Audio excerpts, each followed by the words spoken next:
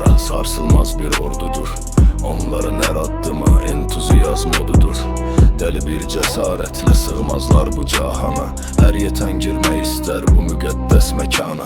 Her oğlanın başı üçün değil bura daxil olmaq. Entuziyazm ruhuyla alışıp her gün yanmaq. Özün kənarda kimsə əgər pis sapararsa, kəsərlər nəfəsini kim olarsa olarsa. Onlar təkdi dünyada unikal bir zirvedir. Bu grubun üzləri her biri bir zərbədir. Qanında entuziyazm delidir bu uşaqlar. Şimşək kimi çaxarlar, bəndləri yaşacaqlar. Sözü kəsərli olar, baxışları bir oxdur. O qardaşlıq bağının bənzəri tayı yoxdur.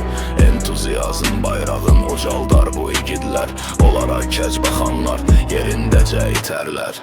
Ruhları fırtınadır, sükutları bir tufan. Bu yoldan dönən deyil, nə qədər ki sağdı can. Entuziyazm eşqi ilə yazırlar bir salnamə. Düşmən baxsın uzaqdan, gəlməsin heç qəmə.